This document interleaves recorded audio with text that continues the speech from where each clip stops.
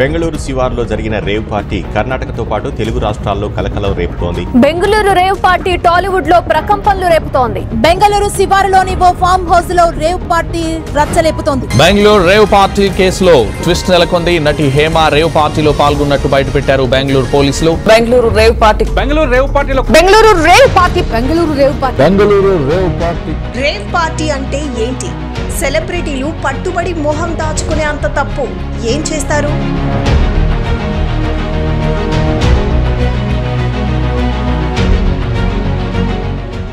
సందర్భం ఏదైనా విచ్చలవిడిగా ఎంజాయ్ చేసేందుకు చాలా మంది యువత ఆసక్తి చూపుతున్నారు. అందులోనూ కాస్త డబ్బున్న యువత అయితే ఈ పార్టీలకు బానిసలైపోతున్నారనటంలో అతిశయోక్తే లేదు. ఇప్పుడు తాజాగా రేవ్ పార్టీ అనే మాట రెండు తెలుగు రాష్ట్రాల్లో మారుమ్రోగిపోతోంది.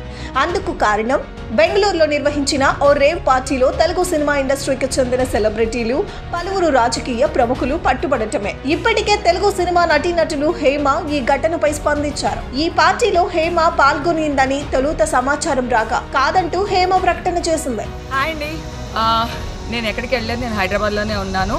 సో ఒక ఫామ్ హౌస్లో ఎంజాయ్ చేస్తున్నాను, చిల్ అవుతున్నాను. సో నా మీద వచ్చే న్యూస్ ఫేక్ న్యూస్, అది అక్కడ మరి ఎవరున్నారో ఏమో నాకు తెలియదు. సో అది ఫేక్ న్యూస్ అండి, అవన్నీ నమ్మొద్దు. కానీ బెంగళూరు పోలీసులు మాత్రం ఆమె రేవ్ పార్టీలో పాల్గొన్నట్లు నిర్ధారించారు. గతంలో చాలా మంది రేవ్ పార్టీలు నిర్వహించి పట్టుబడిన సెలబ్రిటీలు ఎందుకు ఈ పార్టీలలో పాల్గొంటారు? అసలు ఈ రేవ్ పార్టీ అంటే ఏంటి? ఇందులో ఏం చేస్తారు? ఎందుకు పోలీసులు పట్టుకుంటారు?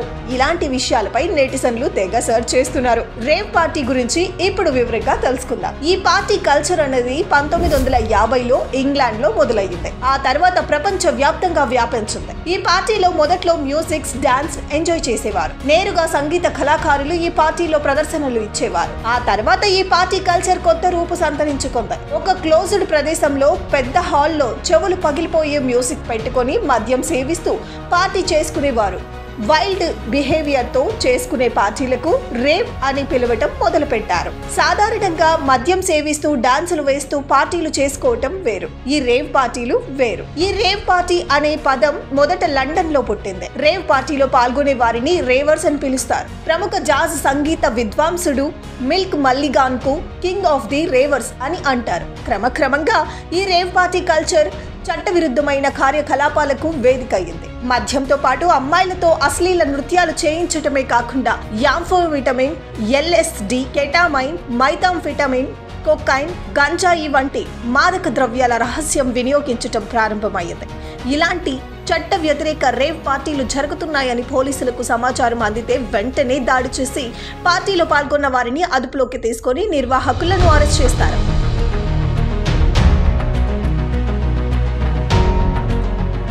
ఈ పార్టీతో డ్రగ్స్ వాడకం విపరీతంగా పెరగటంతో పోలీసులు ఈ రేవ్ పార్టీలపై ఉక్కు పాదం మోపుతున్నారు. అయినా కూడా కొంతమంది సెలబ్రిటీలు ఈ రేవ్ పార్టీ కల్చర్ నుంచి బయటపడలేకపోతున్నారు.